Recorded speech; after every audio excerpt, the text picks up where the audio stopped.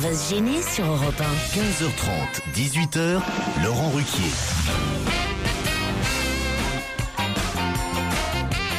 Bienvenue sur Europe 1, ceux qui nous rejoignent. Nous sommes ensemble jusqu'à 18h aujourd'hui avec Christine Bravo, merveilleux, Jérôme Bonaldi, Fabrice Eboué, Titoff, Jérémy Michalak et Olivier de Kersauzon. Super. Quelle ambiance. Jérôme, arrêtez, on a l'impression que vous sortez d'une manifestation et que vous êtes en train de chauffer tous les syndicalistes en train de protester contre l'augmentation de l'âge de la retraite. C'est vrai, pardon. Mais on se demande qui sont, enfin politiquement parlant ou socialement parlant, les auditeurs qui nous regardent, enfin qui ont réussi à venir. Ouais. Des gens prévoyants qui ont décidé de venir aujourd'hui assister à l'émission, qui ont des gens de droite surtout. Ouais. Pourquoi vous dites ça? Les autres sont dans la rue. Exactement. On en parlera évidemment des manifs du jour, mais j'aimerais d'abord saluer une nouvelle riche. Vous savez qu'il y a les nouveaux riches, mais il y a aussi les nouvelles riches. Je ne comprends pas. Et c'est Christine Bravo, parce que j'aimerais vous narrer quelque chose qui nous est arrivé en commun. Je voudrais démarrer tout de suite par ça, parce que vraiment on a passé un tel bon moment ensemble, Christine. Nous avons dîné, Christine Bravo et moi, en tête à tête. Wow. Et elle a payé. Alors ça, c'est une chose. Non. C'est pas ça le truc. C'est que, est-ce que vous voyez Usain Bolt, la vitesse à laquelle Usain Bolt court? Bon. Eh bien, imaginez-vous Christine Bravo apercevant un billet de 100 € traînant sous la table d'à côté, alors que les convives de la table d'à côté viennent de partir. Je n'ai jamais vu quelqu'un, en une fraction d'un dixième de seconde, se précipiter sous une table pour ramasser un billet de 100 €. Je dois dire que cette vitesse-là, jamais, je connaissais ce que ça veut dire, les vitesses lumière, les machins, les trucs. Jamais j'ai vu quelqu'un être aussi rapide. Mais c'est grotesque, c'était pas 100 €, Laurent. Quoi? C'était un papier vert. Non mais c'est bien de raconter l'histoire à la radio. Le mec qui a bouffé à côté de vous hier soir, il m'a appelé, c'était un chinois. Ils ont pas... Ça arrive pas tous les jours, hein, 100 €. Mais non, mais tu rigoles ou pas? Elle a toujours des genouillères sur elle, Christine. Alors, Elle est toujours prête à écouter les genouillères. Ah non, mais j'ai jamais vu quelqu'un réagir aussi rapidement. Attends, c'est-à-dire qu'on était nombreux dans ce restaurant. Oui. Et je voyais bien que la serveuse tournicotait. Il y avait d'autres clients derrière. Et donc, c'était fallait être la plus rapide. Mais évidemment. Vous l'auriez fait, vous l'auriez ramassé, vous l'auriez rendu, non. vous seriez, je sais pas, auriez-vous couru après bien entendu. Après les... Non, mais Bah, du coup, alors... Laurent, ça veut dire que c'est la table voisine qui t'a invité finalement. Regardez, il est là, il est là. C'est le billet de 100 €. C'est dégueulasse, Christine. C'est pas bien ce que vous avez fait. Et l'autre, il me dit, tu devrais mettre un gros pourboire, mais ça va pas la tête, c'est à moi, c'est mon pognon. Quand même, c'est la moindre des choses de laisser un bon pourboire. Tu vois, moi j'ai pensé pareil, j'aurais laissé un bon pourboire. Moi, j'ai laissé un bon pourboire. Non, c'est pas ça. Faut que vous dites quand même, c'est qu'il pleuvait, il commençait à pleuvoir. C'était en terrasse. Ouais. Donc, à un moment donné, les serveurs, ça c'était à toute fin, c'est-à-dire un quart d'heure après, il nous dit de nous installer à la table d'à côté. Donc, la fameuse table sous laquelle Christine venait de ramasser précédemment le billet de 100 €. Et là, sur la table, les gens avaient laissé 10 € de pourboire. Elle dit, est-ce qu'on les ramasse aussi? C'est la TVA. on prend la TVA ou on la laisse? Non, mais j'ai jamais vu ça. Jamais. Non, mais alors maintenant, qui n'aurait pas levé la main, franchement, qui n'aurait pas ramassé un billet de 100 € sous une table vide, déserte? Moi je l'aurais ramassé, je l'aurais amené au commissariat. S'il y a les gens à la table. Non, vous auriez pu dire au restaurateur, Mais écoutez, ça va pas la tête. Franchement. Avec un billet, c'est mort. Ben non, mais dire au restaurateur s'ils reviennent le chercher. Non mais attends, tu vois, mais quel faux derche. Il me dit, de toute façon, ne t'inquiète pas, quelqu'un qui perd un billet de 100 €, c'est qu'il n'en a pas besoin. En même temps, t'as pas trop de scrupules à avoir. C'était un restaurant d'un bon niveau. J'ai dit à Christine, bon, les gens, vachement cher. Des gens qui sont dans, non, faut pas exagérer non plus. Alors, j'ai dit, les gens qui sont dans ce restaurant sont pas des nécessiteux. Ça aurait été chez Quick, effectivement, ramasser un billet chez Quick sous une table. Franchement, j'aurais eu des scrupules. Et là, il m'a dit, ah non, je l'aurais ramassé pareil. Qu'elle me dit. Je me serais démerdé pour que tu t'en rendes pas compte. Mais vous avez pas pensé à aucun moment que, comme vous avez ça vous est déjà arrivé, que c'était peut-être une caméra cachée? Si, moi j'y ai pensé. J'y ai pensé, mais comme c'est pas moi qui le ramassais, je m'en foutais. Mais qui invitait l'autre? C'est moi. C'est toi. Alors, il est gentil, ce Laurent. Il a Bah, même du prévu coup- un couple à côté qu'il a 100 € pour toi. Vraiment, il aime vraiment ses amis. Hein. Il est super. je suis obligé de faire ça. Qu'est-ce que vous voulez? Peut-être qu'on aura des nouvelles. On aurait peut-être pas dû le raconter à l'antenne. Ouais, à votre place, je l'aurais pas raconté. Ouais. En tout cas, c'est bon à savoir pour tous les auditeurs. Sachez que Christine Bravo, tout à l'heure à 18h, sortira avec au minimum 100 € sur elle. Et quand on voit que la plupart du temps, ça représente quand même une trentaine de passes pour elle. Ça lui fait une bonne journée, ça lui fait une belle journée de repos qu'elle s'est offerte. La passe à 3,33 €. C'est bien, ma Christine, profite de tes 100 € là. Ouais, et d'autant, chère Christine, et j'aimerais commencer peut-être par un téléphone qui vous concerne, d'autant, chère Christine, que vous avez des mails qui vous sont plutôt négatifs là. Oui, à cause de ce que vous avez dit sur les Catalans. Vous avez dit l'autre jour dans l'émission que les Catalans n'avaient pas fait la guerre d'Espagne. Mais- Et ça, alors je dois dire que ça a beaucoup choqué. Ouais, ils l'ont fait. Alors, je vais te dire quand est-ce qu'ils l'ont fait, les Ça a Catalans. beaucoup choqué nos auditeurs. Mais alors, je m'en fous. Ils l'ont fait en 39. Et je peux t'assurer que la guerre d'Espagne a commencé en 36. Donc, pendant 2 ans et demi d'exode de tout le peuple andalou, castillan, pour la montée vers la fuite avec Franco au cul. Philippe, vous êtes au téléphone, Philippe. Dites ce que vous Ils pensez. sont arrivés en dernier ressort avec les troupes franquistes au train. Vous voulez dire qu'ils ont été moins rapides que vous sur un billet de 100 €? Ils sont arrivés en Catalogne. C'était le grenier de l'Espagne. Les Catalans avaient à Philippe, bouffer. laissez parler notre auditeur. Et ils ont reçu les Castillans, les Philippe, Andalous, comme des Philippe. chiens galeux. Philippe, réagissez. Vous Mais laissez oui, pas faire. il le sait. Honte à la bien sûr Catalogne. que voilà, honte À la des propos- Catalogne. à des propos pareils. Mais comment vous pouvez dire des choses pareilles? Elle peut le dire parce que d'abord, elle a l'âge de l'avoir vu. Oui, faudrait ouvrir un livre d'histoire. Je sais pas comment on peut dire des choses pareilles.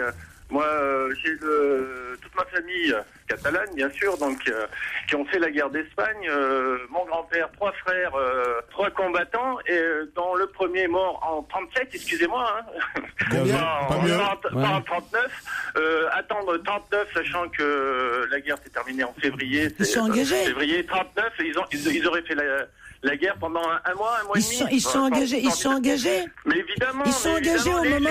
Les fronts, l'armée franquiste est remontée du sud. Évidemment, les fronts étaient au sud. Bah oui. Mais elle était composée de tous les Espagnols. Mais oui, il y en avait, mais on sait très bien. On sait très bien.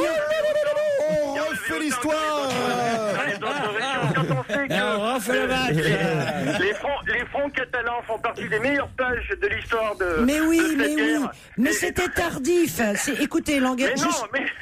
Non, mais il y a des c'est pas vrai. Catalans qui se sont engagés pendant la guerre c'est un d'Espagne, débat c'est qui vrai. s'anime En tout cas, un peu violent sur France Culture.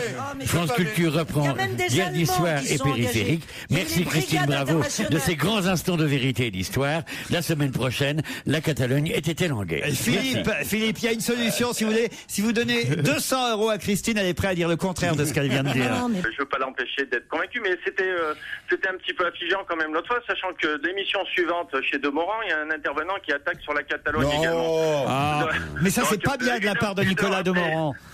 Parce que nous, on peut dire n'importe quoi, on est une émission d'humour, on déconne. Non mais je comprends bien que je suis votre émission.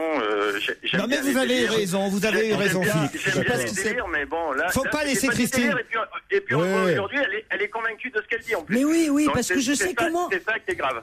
Philippe, faut pas laisser Christine dire n'importe quoi, vous avez raison, d'autant que vous n'êtes pas le seul. J'ai aussi un autre auditeur qui dit « Madame Bravo devrait réaliser qu'être une descendante de républicains ne dispense pas d'en étudier l'histoire.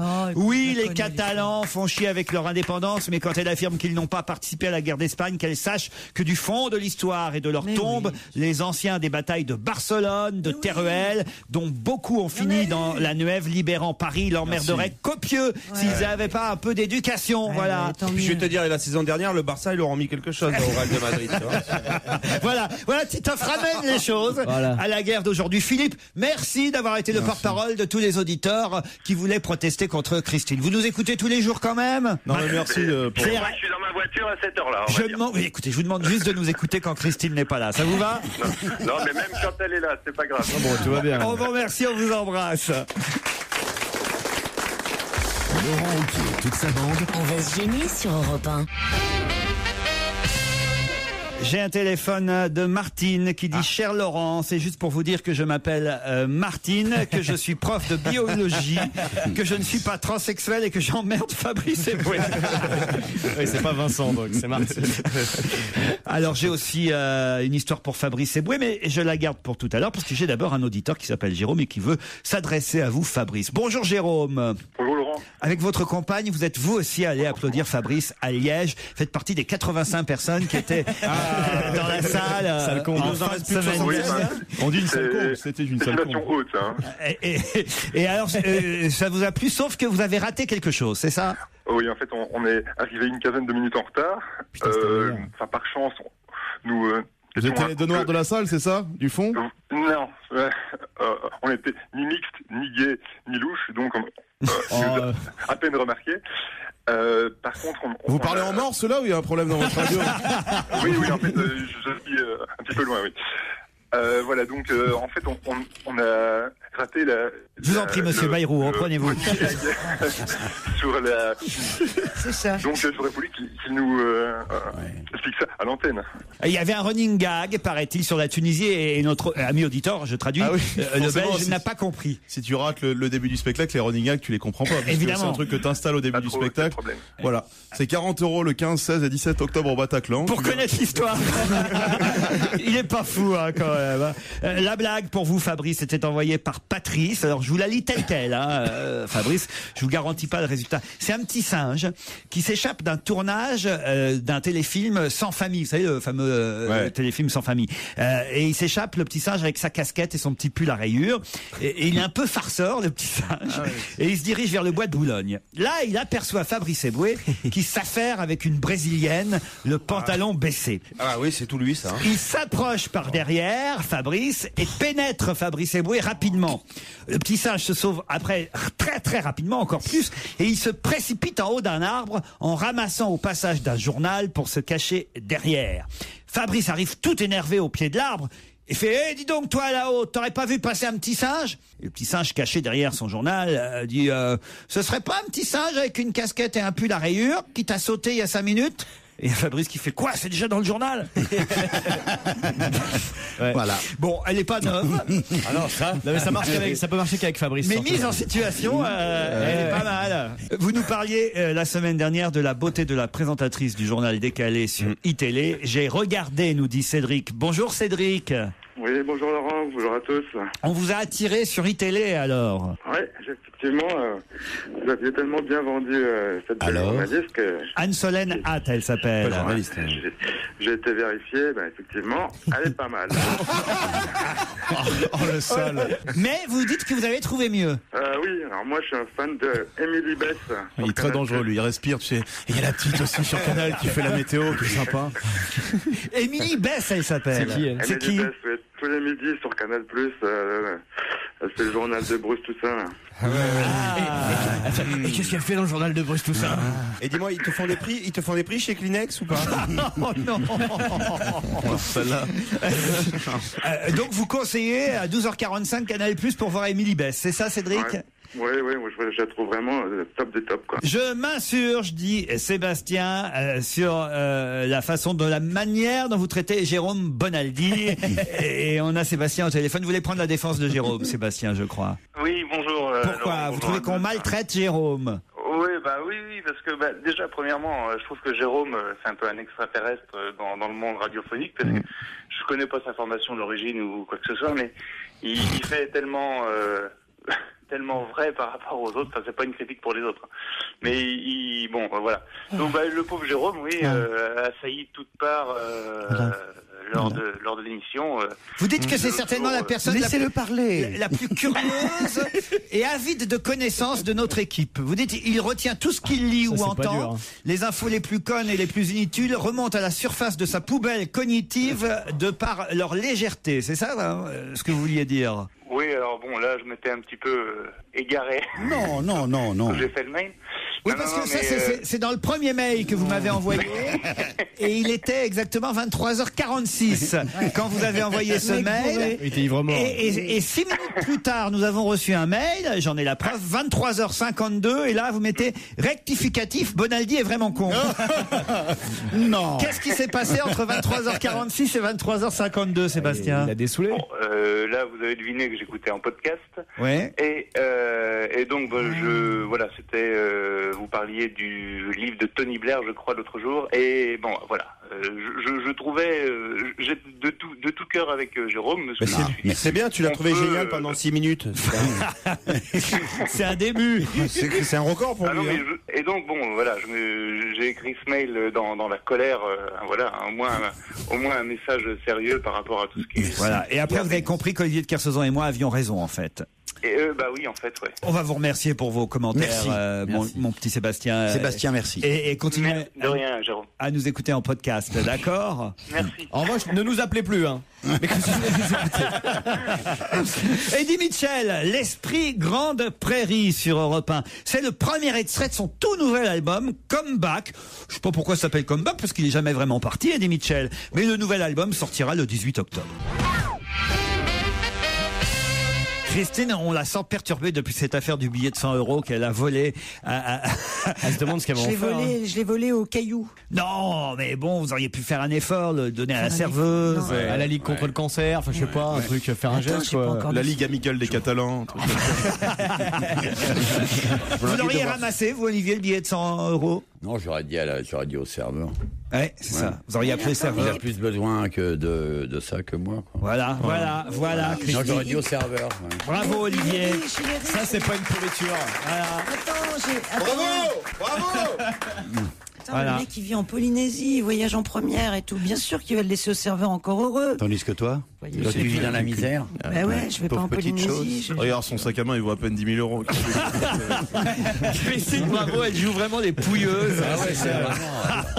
Regarde-moi Cosette. Non, mais je rêve. Encore 15 jours, on va t'acheter du savon. Et c'était en plus vraiment à la dernière minute, quoi. Heureusement qu'elle les a trouvés, les 100 €. Sinon, Oui. je sais pas comment elle aurait fait. Ah ben, je suis même pas sûr qu'elle pouvait m'inviter. Et puis c'est bien pour acheter des cahiers et des stylos à sa fille pour la rentrée des classes. C'est juste ça, quoi. C'est pas. Elle a tenté le coup à un moment donné de faire semblant de pas connaître son code de carte bleue quand même. Le vieux truc. C'est classique.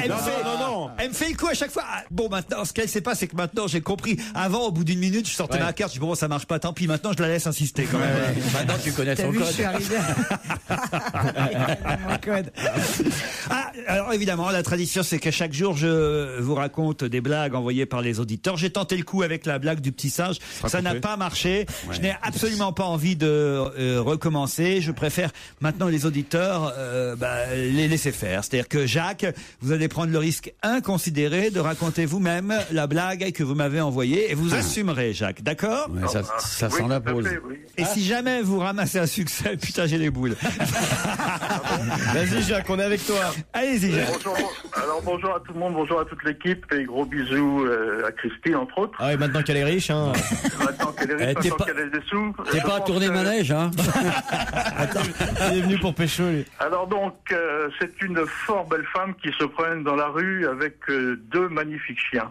Derrière cette femme, un adolescent la suit, extrêmement intéressé, vu la beauté de cette femme, il sent même en lui l'appétit qui commence à monter. Et au bout d'un moment, cette femme, voyant l'adolescent derrière lui, se retourne et vient le voir et lui dit « Dis-moi, ça te plairait de caresser mes seins Bernard ?» Et l'adolescent, de lui répondre « Oui, madame, fort volontiers, mais moi, mon prénom, c'est Mathieu. » Et des saints Bernard. Elle a cru qu'il s'appelait Bernard. Qu'est-ce qu'on fait? On doit donner une note? Comment ça se passe? Non, ça c'est une autre émission. C'est dommage, on avait envie de mettre une note là. T'as une liste rouge où tu peux les inscrire, ce genre de C'est vous qui vous l'avez inventé Jacques, vous-même? est-ce que vous y croyez à cette blague? Eh bien, vous y avez cru parce que je vous l'ai déjà envoyé il y a plusieurs années. Vous l'aviez sélectionné et vous m'avez envoyé un DVD de votre pièce avec Isabelle Mergo. Ah ouais, et finalement ça vous a pas fait progresser. Hein. Même en regardant votre DVD, vous voyez, j'ai pas progressé. Bah, Et non, cette mais- blague, vous la sélectionnez une fois de plus. Non, mais moi elle m'amuse, vous voyez. Voilà, Moi aussi, racontée elle par m'amuse. quelqu'un d'autre, elle m'amuse. Donc depuis 10 ans, tu as la même blague en fait, Jacques. Vous faites quoi dans la vie, Jacques? Oh, Alors, je suis le retraité de service. C'est vrai? Vous avez une voix très jeune pour un retraité. Absolument, je suis un jeune retraité. Je suis retraité depuis à peu près 1 an. Et quel âge vous avez? J'ai 61 ans. 61 ans, il va falloir retourner au boulot 1 an. Oui, mais moi, je fais partie de cette génération qui a pu profiter, commençant à travailler très jeune, de pouvoir partir quand même un peu plus tôt que les autres. Et vous faites cette blague, elle a plus fait rire dans les années 50 ou dans les années 60? Elle a commencé à faire rire, oui, effectivement. On retrouve d'ailleurs dans quelques versets de la Bible, on retrouve cette blague. Jacques, on vous embrasse, on vous remercie, vous avez été très courageux. On vous retrouve de toute façon avec tous les autres auditeurs après les titres de 16h. On va se gêner. Laurent Ruquier et toute sa bande. Jusqu'à 18h sur Europe 1. On va se gêner. Laurent Ruquier et toute sa bande. Jusqu'à 18h sur Europe 1. Nous sommes ensemble depuis 15h30 avec Christine Bravo, Olivier de Kersauzon, Jérémy Michalak, Fabrice Eboué, Jérôme Bonaldi et Titoff. Et qui de Cathy ou Bernard partira sur la côte de Granit Rose en Bretagne, à l'Agapa Hotel, pour profiter du spa Nux, précisément à Perros-Guirec, meilleur hôtel de Bretagne élu par le guide Pudelot. Ça vous fait envie, Bernard? Oui, moi je suis pas loin, là, ça va. Ah bah oui, vous êtes à Vannes. Ah bah oui, alors effectivement, Vannes, Perros-Guirec, ça fait pas un gros voyage. Vous n'aurez pas de frais de déplacement, au moins. Non, je fais des économies à la station, en ces temps difficiles. On a une bonne blague avec ton prénom, si tu veux. Avec Bernard. Saint-Bernard. Mais c'est pas grave, vous connaissez l'hôtel Agapa? Non. Ah bah ce sera l'occasion. Mais pour ça, il faudra gagner évidemment contre Cathy, qui elle est à Marseille. Ça lui fera un plus long voyage. Bonjour Cathy. Bonjour Laurent. Faites quoi dans la vie, Cathy? Eh bien, je suis jeune retraitée de l'aviation civile. De l'aviation civile, c'est-à-dire? C'est-à-dire que j'étais chef de cabinet Air France. C'est une jolie hôtesse de l'air, Cathy? Je sais pas, je me juge pas moi-même. Bon, est-ce que vous avez été dragué souvent par des passagers? Ça, c'est un signe. Oui. Vous étiez sur le domestique ou international? International. Est-ce que ça arrive? Racontez-moi. Est-ce que, franchement, entre nous, là, je sais pas si vous êtes mariée, Cathy? Oui. Oui, bon, votre mari n'écoute pas, là, en ce moment. Non, mais mon mari était à Air France aussi, alors c'est pas grave. Bon. Ah bon, d'accord. Oui, on est super open dans le couple. Est-ce que ça vous est non, arrivé? pas du tout. Non, on a compris. Il est quoi? Il est pilote? Non, il n'était pas pilote. Il était directeur du personnel navigant commercial. À quel âge on prend la retraite chez Air France? Eh bien, moi, vous m'avez eu au téléphone il y a 2 ans. Je venais juste de prendre ma retraite parce qu'à ce moment-là, on avait un décret qui faisait qu'on était obligé de partir à 55 ans. Ah oui. Et aujourd'hui, c'est mon anniversaire. J'ai 2 ans de plus. Bon anniversaire, alors Cathy. Et la question que j'avais commencé à vous poser, sans évidemment imaginer pour autant que vous en êtes servi, est-ce qu'il est arrivé que certains passagers vous laissent sur un petit bout de papier une morve? Ça s'appelle un Kleenex. Leur numéro de téléphone, pardon. Mais oui. C'est arrivé souvent? Mais oui. Et votre mari aussi, il avait les numéros de téléphone parfois? Ah, sans doute, je Mais il suppose. n'était pas en vol, lui. Mais c'est arrivé que ça aille un peu Non, plus... Christine a raison, il n'était pas souvent en vol. Mais voilà, les cocus, ils sont par terre, mais les... Non. Les vieux Non, clivages. Christine, je suis mariée depuis 2 ans et depuis, je suis une femme fidèle. Depuis 2 ans. Ah, mais à l'époque où elle était hôtesse de l'air. 50-50 débauche, tu peux faire 2 ans calme. Hein. Oh, c'est l'amiral qui parle comme ça? Non, c'est un conseiller. Alors, je voulais vous dire que j'étais très heureuse qu'il y ait Christine, Oui. l'amiral et Jérôme Bonaldi. Pourquoi? C'est vos préférés, tous les trois là? C'est cela. Bon, bah tant Avec mieux. vous, bien sûr. Hein. Mais bien sûr, Cathy. C'est générationnel, tout ça. Pas du tout. C'est pas une histoire de génération. Non. Christine est plus jeune que moi. Et oui, pas de beaucoup. Ça se voit pas. Hein. Oui, je sais. Et Bernard, il fait quoi dans la vie à Vannes? Bernard, il est conducteur routier. Conducteur routier, encore un fan de Christine, alors. Je suis sûr. oui. Vous Spécial Christine vous aujourd'hui. l'adorez, Christine, vous aussi. T'as eu le calendrier 2010 avec le billet dans l'âge ou pas? Oh non. Non, Fabrice, faites attention à ce que vous dites quand même. C'est quoi ce téléphone que j'entends? C'est l'amiral. C'est le conseiller, pardon, c'est le conseiller. Écoutez, Jérémy, vous avez pour mission de vous déplacer et d'aller fermer le téléphone d'Olivier de Kersauzon. Allez, vas-y. Allez, un peu de courage. Jérémy, vous avez... Raccroche ta merde là. Allez, donne-le-moi. Je prends vachement de risques pour vous. Je sais pas si vous vous en rendez compte. Mais il est suicidaire. Allez, donne-le-moi maintenant. Michalak est suicidaire, il touche vraiment l'amiral? Tu vas arrêter de t'en servir pendant l'émission? Tu vas être gentil maintenant? Je crois que ce que Ton papa t'a dit de faire, faut pas. C'est la première fois que je vois un asticot s'approcher auprès d'un marin aussi près comme ça. J'ai fait lui faire pêcher. Non, il était ridicule. Il est courageux. Il est courageux. Il est plus ridicule que courageux. J'ai quand même une question pour vous, Cathy et Bernard, puisqu'il faudra vous départager. Mais attention, je vous rappelle que mes camarades peuvent être plus rapides que vous. Ils vous laisseront 5 à 10 secondes d'avance. C'est facile, il suffit d'avoir lu les journaux et tout simplement me dire quel est le sujet dans l'actualité du jour, sujet pour lequel on peut lire dans l'article le nom de Louis Armstrong. Dans la presse aujourd'hui, on retrouve le nom de Louis Armstrong dans un article consacré à quel sujet? Là, c'est peut-être un peu plus clair la question que je vous pose. Ah, regardez-les tous autour de la table. Vous avez vos chances, Cathy. L'anniversaire de sa mort? L'anniversaire de la mort de Louis Armstrong, pas du tout. Un article qui concerne la musique? Ça ne concerne pas la musique. Aujourd'hui, on peut lire dans la presse le nom de Louis Armstrong. Sur un fait d'actualité. Sur un fait d'actualité. Culturel? Lequel? Pas culturel. Politique? Politique non plus. Un fait divers? Pas un fait divers. People non plus. Non, c'est à Flushing Meadow. C'est-à-dire? Mon fils a battu Gasquet sur le stade Armstrong. Je suis obligé de lui accorder la bonne réponse. Sur le cours Louis Armstrong. Bonne réponse de Fabrice Eboué. Ah, c'est fort. Ah oui, c'est fort. Cathy, Bernard, vous aviez vos chances, hein? C'est Tu facile, viens de hein. piquer des vacances à des gens et habite à tu viens de faire... non, c'est pas une gonzesse qui a piqué 100 euros. Mieux vaut piquer des vacances que piquer 100 Mais non, euros. 100 euros que je trouve et toi tu vas leur piquer un week-end à 3000 euros. T'es c'est le jeu. dégueulasse. Eh, sur Christine, offre-leur les 100 euros. Non, non, mais Quand il y avait les clients de la table à côté, ils étaient déjà par terre les 100 euros ou pas? non, je crois pas. Christine peut faire un effort peut-être avec... Ouais, non, adieu, tu vas pas m'emmerder, toi. J'essaie de te défendre. Attends. Cathy et Bernard, c'est perdu. Vous retenterez votre chance sur ruquier@europe1.fr. Et si vous passez par Paris, depuis Marseille ou Vannes, n'hésitez pas à venir le 20 septembre. Nous serons à l'Olympia. L'entrée sera libre. Il faudra vous présenter à l'Olympia, à Boulevard des Capucines, à partir de 14h, 14h30, car on fait l'émission en direct de l'Olympia le 20 septembre, à l'occasion de la sortie des coffrets mythiques de l'Olympia avec Télé 7 jours.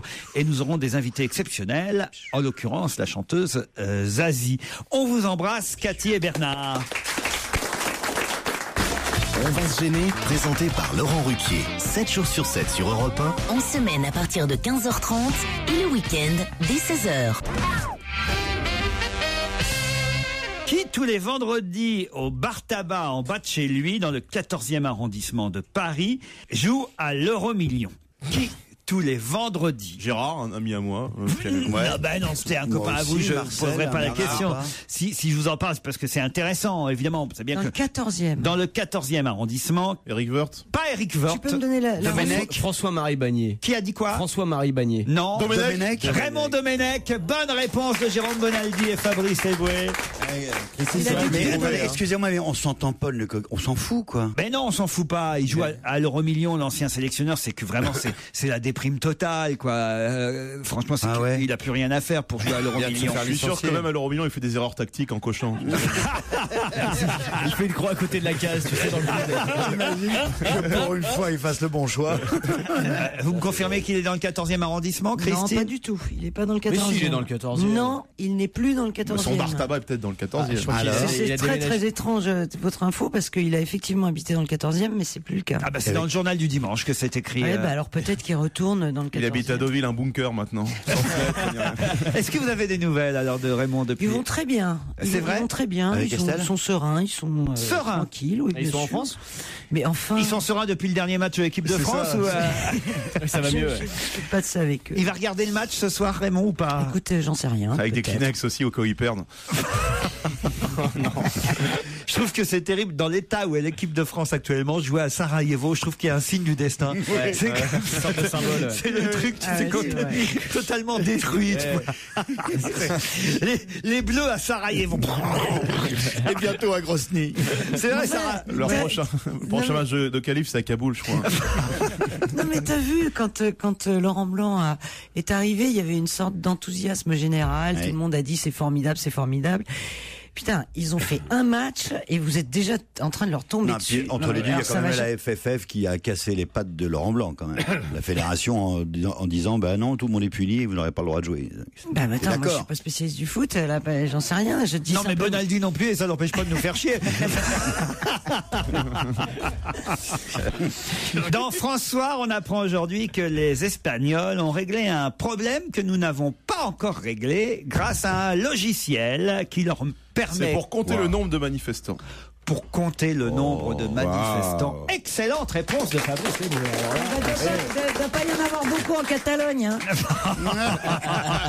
Ah non, elle va pas recommencer. Et oui, je trouve que c'est un bon papier d'ailleurs de François, parce qu'il y a bien une chose aujourd'hui à laquelle on pense, c'est quels vont être encore les fameux chiffres, et d'un côté des forces de l'ordre et de l'autre des syndicats, qui effectivement sont toujours très différents. Alors c'est assez intéressant leur papier, parce qu'ils expliquent que côté police, on compte pas de la même façon que côté syndicat. Côté police, on évalue la densité d'une manifestation par groupe de 10. C'est-à-dire que voilà, on compte le nombre de groupes de 10 qu'il y a dans la manif. Et on compte pas ce qu'il y a sur les trottoirs. Et on compte pas les trottoirs. Si vous manifestez sur le trottoir, vous n'êtes pas comptabilisé par la police. Alors que les syndicats, eux, prennent en compte les trottoirs. Ils comptent les gens des immeubles aussi, les syndicats. Les mecs dans le métro, partout, dans les avions. Et surtout, les syndicats, ils comptent par rangée. Combien il y a de rangées? Voilà, ils comptent pas mais par des groupe. rangées de combien? Ah, ça je sais pas, mais ils comptent par rangée. C'est comme ça. Mais les Espagnols, eux, eh ben ils ont créé un logiciel qui permet de compter précisément le nombre de participants à partir de photos en haute résolution de la foule. Wow. Voilà. C'est un truc très con, ça existe depuis une éternité. C'est inventé par les supermarchés pour savoir combien de personnes rentraient dedans, pour prévoir les caisses 10 minutes après. Mais pourquoi on s'en sert pas alors? Mais parce que peut-être que politiquement ça intéresse les, je sais pas quoi. Voilà, c'est tout bête. Hein. Vous avez déjà manifesté, vous, Olivier de Kersauzon? Je sais pas. Est-ce que dans... je sais pas, moi. Je pensais pas que de ma vie quelqu'un me poserait une question pareille. Mais je sais pas, les navigateurs en colère. Jamais. Non, je sais pas, une grève de skippers. Je le vois bien dans la marche des beurs à l'époque, non? Mais vous n'avez, il n'y a pas de colère donc. Non, tout seul. Ça se règle pas avec des manifestations quand il y a des embrouilles. Ou tout seul au milieu de l'océan. T'as jamais eu envie de manifester? Sortir une banderole? Si, je sortais des banderoles. Suivez-moi. Non, non aux femmes. T'es au milieu de l'océan tout seul et t'as une pancarte non aux femmes. Ça lui faisait un spinnaker. Libérer les porte-jartelles, tu vois. Oui, d'accord. T'as des icebergs autour de toi, t'es à 3000 km du Cap Horn, 5000 km de l'Australie, il n'y a que des pingouins sur ta droite et puis tu manifestes. La guerre des estimations, résultat ce soir pour connaître effectivement les deux versions du nombre de manifestants pour la retraite. Ça vous fait quel âge, vous, Jérôme Bonaldi? Oh là, je suis pile poil dans les où j'ai 2 ans de plus. C'est pas vrai. Faut que je fasse. Je pensais terminer bientôt. Non, merde, 2 ans de plus, putain. Est-ce que vous avez assez cotisé? C'est ça la question. Ah bah oui. Donc vous aurez peut-être le droit à la retraite pleine de toute façon si vous avez assez cotisé. Mais c'est à toi de lui donner le droit ou pas, Laurent, de toute façon. Non mais c'est au nombre de trimestres. Enfin, je dis ça pour les vieux qui nous écoutent. Tu vas pas rajouter notre pénibilité en le laissant continuer après ça. S'il continue, on peut arrêter plus tôt, nous. Samedi à Dublin en Irlande, qui a reçu des œufs et des chaussures? Tony Blair. Tony Blair, bonne réponse de Jérémy Michalak. Et voilà pourquoi il a indiqué d'ailleurs hier qu'il envisageait d'annuler sa séance de dédicace prévue à Londres. Bon, peut-être que les Britanniques seront moins sévères que les Irlandais à son égard. Ils ont été autant en la guerre en Irak et ils lui reprochent autant la même chose. C'est en gros d'avoir dit oui à Bush, de s'être aligné complètement. C'est marrant parce que moi je pensais que c'était des œufs ou des chaussures quand on envoyait quelque chose. Maintenant ils envoient les deux en même temps. Ça dépend de la recette. C'est œufs et chaussures, vous voyez. Avant c'était fromage ou dessert, quoi. Les œufs, c'était la mode de la chaussure, c'est l'année dernière que ça s'est lancé. Avec ce journaliste afghan qui a lancé sa chaussure. DSK en a reçu une, tous les hommes politiques ont eu le droit. Mais là maintenant, œufs et chaussures. Alors c'est quand même, ça donne un résultat, j'imagine, assez rigolo quand même. Fabrice. Ah bah je sais pas. Je sais pas. Il pensait que vous aviez réfléchi toute la nuit à une vanne là-dessus. Je t'ai déjà fait la recette. Après ça va. C'est une vanne par truc. c'est ton tour, Tito. Tu sors une vanne maintenant pour les chaussures. Tout de suite. Ça, c'est bon, c'est moi, je suis sérieux. Je fais pas plus. C'est bon. Ils ont fait revenir la semelle un peu avec les œufs. Tiens, elle est mauvaise. Elle est pas bonne, c'est là. Cédric Villani, puisqu'on est dans les recettes déjeuner aujourd'hui avec le président de la République, Nicolas Sarkozy. Vous savez qui c'est, Jérôme? Médaille Fields. C'est notre grand mathématicien. Ah, bravo. Ouais. C'est assez curieux d'ailleurs que aujourd'hui, alors qu'on parlait, tiens, il y a à peine 2 minutes de la façon de compter les manifestants, oui, le président déjeune avec un mathématicien. On va faire expliquer la combine de Cantal. Peut-être. Parce qu'abracadabra, il y aura trois manifestants. Alors, il a une drôle de tête. Il a une cravate bizarre. Notre Ça, mathématicien. Quand tu fais des maths, ça te monte dans le cerveau, ça commence à travailler le bas du cheveu, ça transforme l'œil et les oreilles, ça donne une tête comme ça. Parce que c'est quand même incroyable. Ah ouais, il a une cravate comme on n'en fait plus. Une lavalière avec un grand. C'est fou. C'est assez proustillant. C'est pas celui en blanc? Non, ça, celui en blanc, c'est le cuisinier. C'est l'infirmier, celui en blanc. Mais non, parce qu'on lui a remis la médaille en Inde. C'est la présidente de la République indienne qui lui a Il a réussi à compter tous les Indiens du pays. Au mois d'août dernier, on lui a remis la médaille Fields. Et on a les meilleurs mathématiciens en France. On n'est pas mauvais. Médaille Fields, c'est une sorte de prix Nobel des mathématiques. Et ben on est deuxième derrière les Américains. Il y a une grande tradition de maths en France. Trouve une blague là-dessus. Bonaldi, il n'est pas là pour trouver une blague, il est là pour nous emmerder pendant si tu peux 2 minutes regarder la sur un sujet, télévision et pendant que numérique. Bonaldi parle, vous devez trouver une blague. Ronaldi, c'est un support de blague, en fait. Si tu peux regarder la télévision aujourd'hui, la télévision numérique, c'est entre autres grâce à des mecs comme Cédric. La compression numérique de l'image. Cédric, il l'appelle Cédric. Déjà. La théorie des ondelettes, c'est ça sert à ça, entre autres. C'est vachement intéressant. Il a un petit côté Monsieur Dusnob dans L'île aux enfants, vous vous souvenez Ça y est, on est reparti sur les références littéraires. Pas glop. Oh la vache. Oh la tronche. Monsieur Dusnob.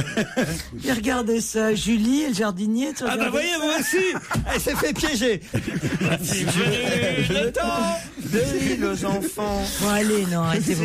Qu'est-ce que vous voulez que je vous dise? Je suis effondré. J'avais pour vocation d'être animateur culturel, de devenir une sorte de José Arthur de la radio. Vous voyez. Non, on voit pas bien, non. C'est parfaitement réussi avec les histoires que tu nous lis au début de l'émission. Non, Jérôme, faites quelque chose, remontez le niveau de cette émission. Une histoire drôle. C'est la rentrée scolaire. La prise de risque énorme. Alors il y a la maîtresse qui demande aux élèves: qu'est-ce qu'il fait ton père, toi? Ben mon papa il est mécanicien. Et toi ton papa, qu'est-ce qu'il fait comme métier? Eh ben mon papa il est boulanger. Et toi ton papa? Eh ben il est mort. Oh, il est mort. Et qu'est-ce qu'il faisait avant de mourir? Eh ben il faisait. Mais elle est pas mal. Elle est pas mal celle-là. On l'a raconté déjà l'année dernière, mais elle est pas mal. Elle nous sauve. Merci Jérôme.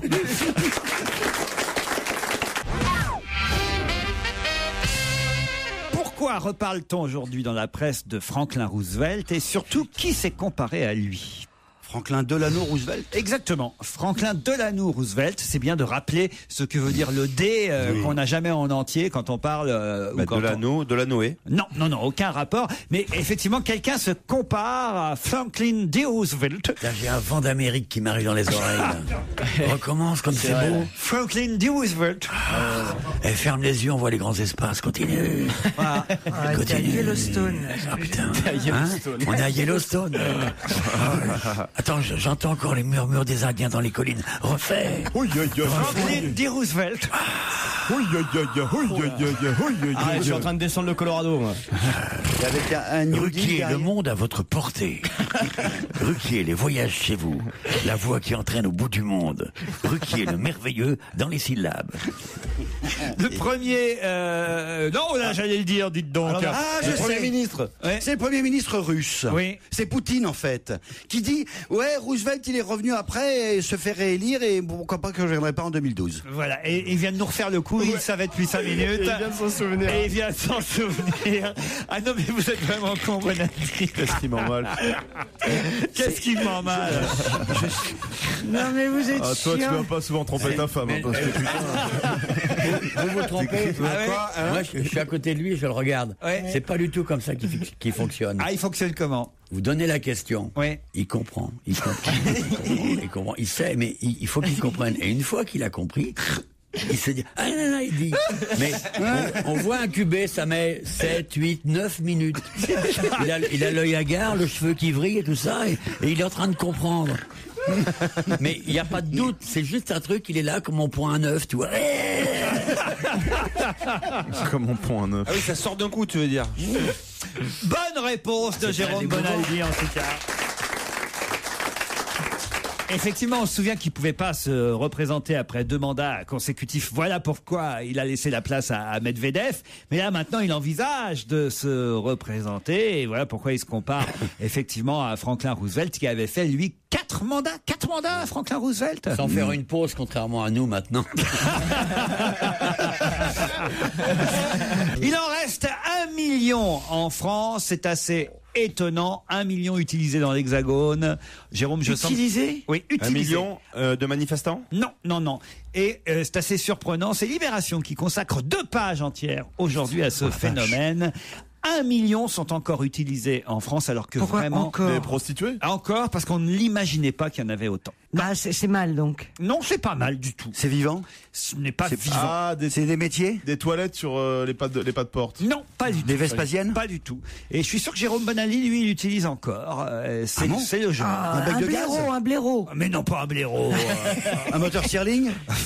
À quoi? Un moteur Stirling? C'est quoi? C'est un moteur à combustion Et externe. tu utilises ça encore, toi? Ouais, en cogénération. Attends. Un truc qu'il utilise encore, c'est Manuel. C'est Manuel. Un slip kangourou? Non.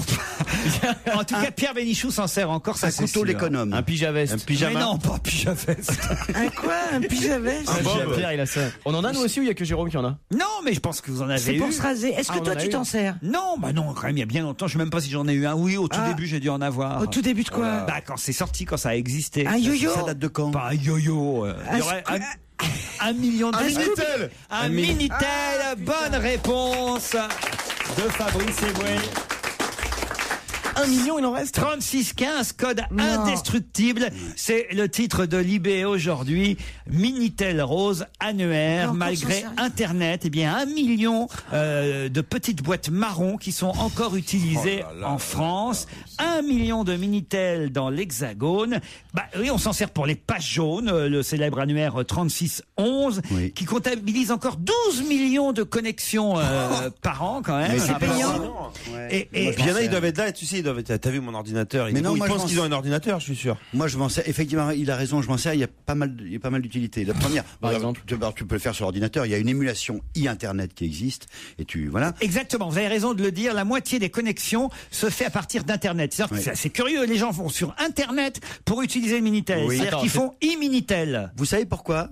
Parce que dans ce monde où il y a des caméras partout, des flics partout, des renseignements généraux partout, quand on est sur Internet, on est fliqué. Avec Minitel, on n'est pas fliqué et ça fait du bien. Excusez-moi, c'est votre meilleure blague parce qu'il y a Olivier de Kersauzon qui est mort de rire. Alors, pourquoi vous riez, Olivier? Parce que cette espèce de buda, on est fliqué, on nous regarde, on nous Ouais. suit, je sais pas, laisse Ouais. pas. Eh bien, apprends à pas laisser de traces, idiot. C'est pour ça que je dis Minitel. Minitel ne laisse pas de traces. Et, Et ça, ton- c'est vachement bien versus l'Internet. T'as qu'à avoir un porteur T'as des pour ton cookies portable. partout. Alors, c'est le cas, évidemment, fonctionne encore formidablement bien. C'est le service 3615 ULA. Ça marche encore, ça? Ah oui. Qui continue à faire fantasmer Mais là, les... c'est pour baiser des hommes, des femmes de 80 ans maintenant, c'est pas possible. ils ont plus de 50 ans, hein, les Ah bah, utilisateurs c'est ça, tu m'étonnes. du Minitel. Et alors, pourquoi ça fait fantasmer plus qu'Internet? Parce que, en fait, Internet n'a pas le côté sulfureux du Minitel. Mais c'est très lent. Tu sais, te rappelles quand, Ouais. quand ça arrive ligne par ligne. Et surtout, le Minitel ne permet pas, vous avez raison de le dire, Jérôme, d'identifier les utilisateurs. Mais Voilà. le télégraphe non plus à ce moment-là. Je veux dire, on peut aussi reprendre tous les trucs totalement vieillots. Ça plaît encore, ça marche Oui. encore pour les horaires SNCF, pour des tas de petits Tous les services. trucs passionnants. Vous pouvez le jeter du 4e étage, il reste en parfait état. Là, quand même, non. Je crois pas, quand même. Ah bah c'est ce qu'ils disent dans l'article. Ils l'ont pas testé vraiment, alors. C'est le génie français à l'état pur, Oui. dit un journaliste d'une radio concurrente qui s'appelle Bernard Poirette, qui dit utiliser encore. Vous voyez, c'est- à mais c'est RTL, vrai. d'ailleurs, on peut le dire, à RTL, ils utilisent encore le Minitel. Ça nous surprend qu'à moitié, mais mais voyez. Il le dit dans l'IB aujourd'hui. Le Minitel est très rentable. Ses services ont rapporté près d'1 million d'euros l'an dernier à la société AGL, qui édite la majorité des services encore disponibles sur le Minitel. Ça paraît dingue. Mais je comprends que ça, parce que très souvent également, je vous rappelle qu'il y a des bugs sur les fournisseurs d'accès Internet. C'est bien connu. C'est nul l'ordinateur à côté du Minitel. Il y a des fois où ça foire. Attends, il y a Huguette. Elle témoigne, Huguette. Qu'est-ce qu'elle dit? Elle dit, j'utilise mon Minitel pour faire des opérations sur mon compte. C'est très pratique, surtout quand le site de la banque ne fonctionne pas et on se sent davantage en sécurité. Voilà. Dit Moi, Huguette. il y a d'autres prénoms qu'on voit un peu la génération Huguette. Par exemple, il y a quelqu'un qui dit je me suis inscrit à un site internet pour mes recherches, mais le Minitel me donne des informations bien plus précises car je suis fan de généalogie et je vais sur le 3615 Généanjou et mes connexions sont limitées compte tenu du prix. Je garde le Minitel sous le coude pour rechercher mes ancêtres. Tu fais département par département en faisant le 11 ou le 12 et tu trouves effectivement tous les Bonaldi ou tous les Ruquier département par département. Il y en a d'autres des Bonaldi. Et le Minitel démarre plus vite que l'ordinateur, dit un autre monsieur. Il n'est pas sur Microsoft, lui. Il marche bien. Voilà. C'est bien plus pratique. Et il y a aussi il y a Guy. Le séjour en maison de retraite, c'est un bienfait quand même. Il y a Guy, vous me demandiez le nom des utilisateurs. Guy, lui, qui est spécialiste du Minitel chez France Télécom. C'est un pseudo. Il dit le Minitel résiste à l'eau, ce qui est bien pratique pour les fleuristes et les garagistes qui peuvent l'utiliser les doigts pleins de graisse. Les fleuristes surtout ont les doigts pleins de graisse. Pardon, mais ils collent le bouquet dans l'oignon. C'est sûr qu'il faut de la graisse. L'oignon de tulipe, c'est ça que je voulais dire. Je vous demande, mon cher Olivier, de vous excuser auprès de mes amis fleuristes. Et on a beaucoup. 3615, code indestructible. Non, c'est un bon titre. Et c'est vrai que l'invasion du web connaît des résistants comme ceux qui ont encore, effectivement. Et il faut toujours une sortie de secours. C'en est une. Un jour, ça marchera pas, quoi. Tout le réseau Internet va s'écrouler. Ça arrive quelquefois. Vive les bons vieux systèmes. Moi, j'ai toujours un but à gaz au cas où. Pourquoi tu peux trouver des infos sur un but à gaz. T'as une hache pour fendre ton bois aussi. T'as des silex, on sait jamais. Hein. Le Minitel est très rentable. En tout cas pour nous aujourd'hui. On se retrouve après la pub. Une question d'ordre culturel pour relever un peu le niveau. Qu'est-ce qui se passe? Elle est triste. Oui, elle fait une petite déprime. Elle se tape la tête contre la bonnette du je sais micro. pas ce que je vais faire à mon pognon. Avec les 100 € que vous avez. Oui, je sais pas, j'ai un dilemme. T'hésites entre plusieurs choses. Ouais, tu vois, du riz, des pâtes, je sais pas. Cosette. Non mais elle veut vraiment nous faire croire qu'elle a pas un rond. Genre bientôt elle va se faire expulser comme Rome si elle continue comme ça. Ah non, c'est assez terrible. Je voulais vous parler un peu culture et surtout de cet artiste que vous connaissez sûrement, Jérôme, vous en avez forcément entendu parler, Takashi Murakami. Takashi Murakami va avoir ses œuvres qui vont être exposées et ça crée une nouvelle polémique. Pourquoi? C'est à Versailles. Exactement, au château de Versailles. Bonne réponse de Jérémy Michalak. Bon, il y avait déjà eu la même chose avec Jeff Koons, voilà, et là ils remettent ça. C'est Monsieur Ayagon qui a décidé d'exposer les œuvres plutôt marrantes, je dois dire. Moi j'aime bien ça, les œuvres de Monsieur Murakami. Je connais pas. Quel genre tenez. Décris-nous, parce qu'il y a des gens qui nous écoutent. C'est très coloré. Il y a un peu de, je sais pas comment. J'adore. Je pourrais vous dire ça. C'est un peu BD manga japonais, mais en œuvre d'art. C'est Flower Power. Ah ouais, un mélange de Niki de Saint-Phal avec des mangas, quoi. Voilà, je sais pas comment vous expliquer ça, mais tu l'expliques bien. Ah, merci. Saint-Phal manga, c'est bien. Oui, c'est envie de voir. Vous connaissez pas Takashami Murakami et évidemment, il va y avoir une manifestation devant le château de Versailles le 14 septembre pour protester contre le mélange des genres. Certains considèrent qu'on ne met pas d'œuvres d'art contemporain, moderne, avec C'est con, c'est ça qui est beau pourtant. Ah oui, oui, c'est ça qui est vraiment magnifique. Bah si. Ah ouais. Ça les met en exergue. C'est Tu crois? Bien sûr. Ah, bien sûr, attends. Mélanger Dans de les l'ancien avec jardins. du neuf. Mais non, mais C'est un peu comme au ici, milieu quoi. du palais des glaces. Mais sois pas rétrograde, c'est transitoire. Bien sûr, Ah, ça c'est qui met en valeur. transitoire. Ah, bien Eh sûr. ben, Regarde par exemple ton Minitel chez toi, ça met en valeur la pièce, quoi, un truc quand avant. Non, mais il y a peut-être. Pourquoi là? Il y a d'autres endroits. C'est pas. Pourquoi là? Quelqu'un qui préside l'association Versailles Mon Amour dit les touristes se déplacent pour voir le château en son état, pas pour voir. Exactement. C'est vrai. T'arrives du fin fond du monde entier. T'arrives à Versailles. Tu t'attends à voir Versailles. Eh ben non, tu vois pas Versailles. Mais il y en a pas dans toutes les pièces. Dans la cour d'honneur, et t'imagines, tu t'imagines, toi, les chevaux, les calèches, le roi, les courtisans. Eh ben non, t'as un truc Jeff Koons. Non, moi je suis plutôt pour aussi, hein, le mélange des genres. Moi, Mais non, le mec qui veut voir Versailles, qui rêve de voir Versailles dans son entité, il arrive là, il n'a pas besoin d'avoir ça dans le champ, ça le gêne. Il y a des pétitions. Vous seriez prêt à signer la pétition? Non, je signerai pas la pétition. Et faire une manif aussi. Mais je pense il faut laisser les gens qui ont envie de voir. C'est comme si vous alliez voir quelque chose quelque part, et brutalement, si je vais voir la Joconde, j'ai pas envie d'avoir un post-it McDo au milieu de son pif. Eh bien, c'est exactement la même chose. Si je veux voir la Galerie des Glaces, j'ai pas envie de voir du neuf de Niki de Safal, je sais pas quoi au milieu. Voilà, c'est tout, point final. C'est pas être réac que dire ça, c'est simplement dire, je voudrais voir Versailles. Eh ben non, tu verras pas Versailles, connard. Ah, t'as qu'à revenir. Ah ben non, je peux pas, je viens de l'étranger. Tu fais d'une pierre deux coups. Mais non. Même Bonadi a raison. Et Dieu sait si pourtant je le tiens en suspicion. Tu mets pas des sushis dans une salade niçoise, c'est tout. Mais non, mais c'est pas. J'ai choisi en plus. Là, je choisis le menu. Je ne choisis pas. On m'impose ce mec. Si je vais à Versailles, excuse-moi, c'est pour voir Versailles. Oh merde. J'étais au salon des mangas l'an dernier, il y avait un siège Louis XVI, ça gênait pas. Je te dis.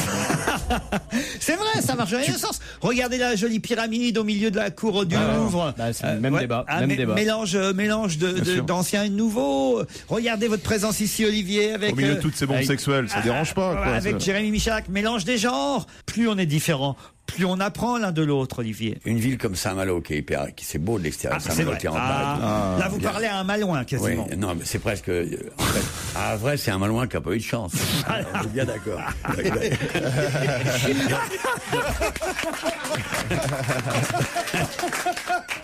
Quand tu vois cette ville magnifique et que devant t'as des bateaux de merde qui passent à ce moment-là, tu regrettes, tu dis c'est dommage, j'aimerais bien que j'attends qu'ils aient disparu pour pouvoir regarder cet ensemble architectural formidable. Ne voir que des voiliers, plutôt que des cars ferry ou des machins, des trucs comme ça. Ouais. Je comprends votre point de vue.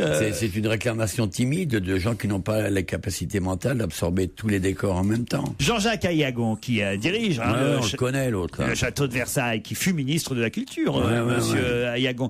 Il dit, vous savez, on choisit des artistes dont la notoriété résiste à celle de Versailles. C'est-à-dire que leur nom est suffisamment fort pour être en adéquation avec la notoriété du château de Versailles. C'est-à-dire qu'ils n'exposent pas des inconnus non plus à Versailles. C'est quand même des artistes qui ont une renommée internationale qui sont exposés. Il est super connu. Comment il s'appelle déjà? Murakami, franchement, je vous jure, c'est un artiste contemporain, mais vraiment, je veux dire, c'est le Van Gogh d'aujourd'hui. Il n'y a pas une maison, il n'y a pas une reproduction de ses œuvres. De monsieur Murakami? Il n'y a pas une loge de gardien d'immeuble où il n'y a pas une reproduction de tout ce qu'il a fait. Il est connu, mais dans le monde entier. Plus que Jeff Koons. Mais oui, beaucoup plus que Jeff Koons. Quand Van Gogh peignait, il n'y avait pas de toile de Van Gogh dans toutes les loges de concierge, Olivier. Reconnaissez-moi ça au moins. Non, je ne reconnais rien. Je suis peiné de voir à quel point tu insistes et que tu refuses de te mettre... J'insiste vraiment pour vous en demander, parce que de toute façon, je pense exactement la même chose que vous. Mais... si tu penses la même chose que moi, je change d'avis. Ça, c'est drôle. Alors allez-y, ok, d'accord. Alors défendez-moi la présence de ces œuvres au château de Versailles.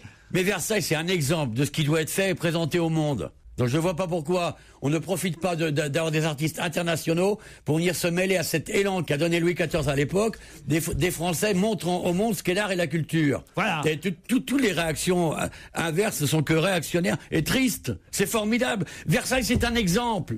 Regardez, venez voir, comprenez, admirez. Et en fait, c'est sa justification. Versailles, c'était pour les rois. Aujourd'hui, c'est pour les œuvres reines. Même pour monsieur Murakami? Non, le japonais, il m'emmerde, lui.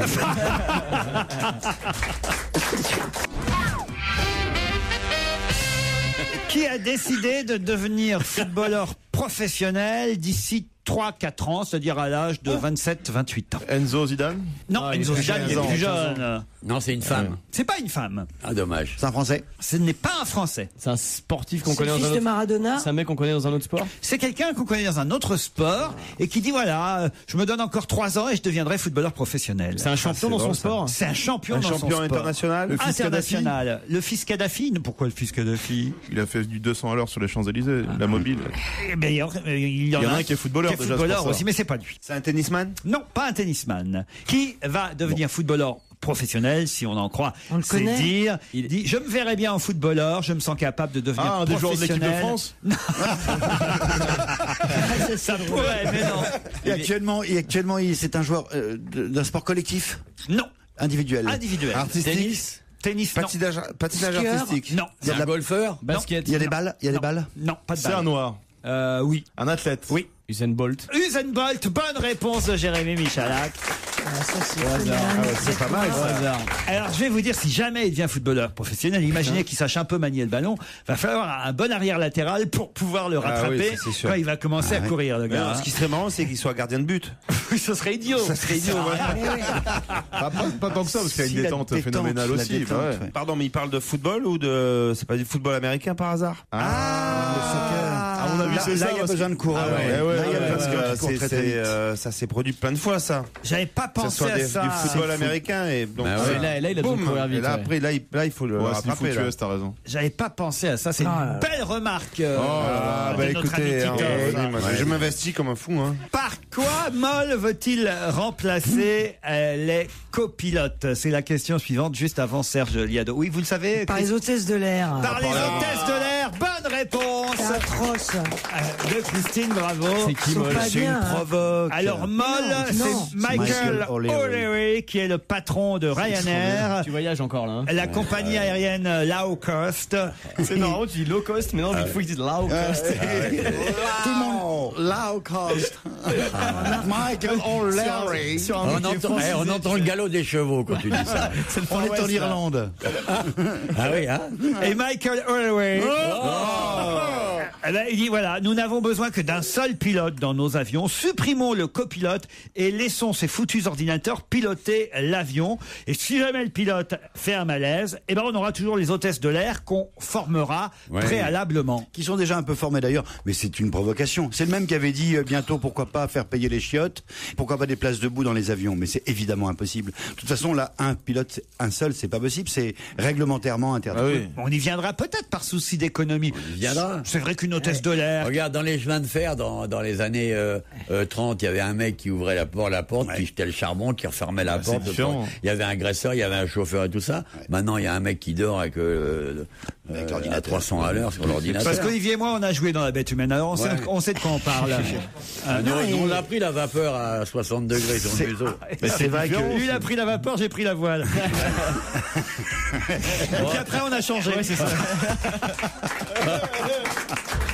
Oh putain, c'est... non, c'est vrai qu'il complique à souhait l'aviation, c'est très très Comment ça compliqué, mais Si le pilote fait un infart, qu'est-ce qu'elle va faire, l'hôtesse de l'air, thé ou café? Comme Non, ça, mais- qu'est-ce qu'on en a à foutre, tu vois? ouais. t'as Non, des l'hôtesse, elle vient, elle dit thé, cohabitent. café ou atterrissage. S'il y a des hôtesses qui pilotent, il n'y a même plus besoin d'Al-Qaïda, là, ça va être une catastrophe, je veux dire. mais simplement, c'est pas aussi simple qu'un bus. Tu Mais peux non, pas, mais tu arrête, peux ça, difficilement la tuer grande 25. majorité des avions se posent Bah, tout c'est surtout seuls. pour les arrêts que Ouais, c'est mais compliqué faut avec empêcher- les... oui, Ils se mais posent tout seuls, Ça pas pourrait aux se faire le instruments. jour où on arrêtera de faire tomber les avions. C'est-à-dire qu'il faut construire un énorme pylône au pôle Nord avec des très grands bras et des élastiques. Et on fait tourner le truc. et quand l'avion arrive quelque part, Sur on une descend idée de l'élastique. Marcel Campion.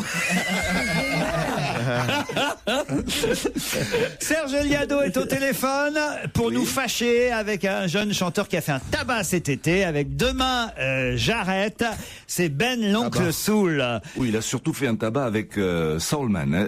Demain j'arrête, c'est une des chansons de l'album. Et au contraire, j'apprécie beaucoup le gars puisque je me suis procuré l'album et il est vraiment bien. Il fait un C'est carton et ça tombe bien parce que j'aurais pas voulu me fâcher avec lui vu qu'il sera sûrement un de nos invités samedi soir dans On n'est pas couché. Alors C'est vrai qu'à force de faire des plans de soul music, on finit par un peu plagier, quoi. À force de faire des hommages, ça colle tellement que c'est pratiquement mais la je même crois chose. qu'ailleurs il assume le fait de faire des chansons hommages, vous savez. Oui, mais Soulman, ça, c'est des structures de rhythm and blues, etc. Mais il n'y a pas piqué les mêmes mélodies. C'est-à-dire que pour cette chanson-là, Demain j'arrête, c'est vraiment très proche de Alléluia. Alléluia, I Love Her So, qui était un des tubes de Ray Charles en 55. Voilà. Bon, vous savez ce que c'est, pas vu, pas pris, hein? Ouais, puis on s'en fout, ça nous permet d'écouter de la bonne musique, parce que moi, toute la musique que j'aime, elle vient de là. Ray Charles et Ben l'oncle Soul, ça se ressent. Pour elle comme une caresse, qu'elle aime dans un mouvement de taille.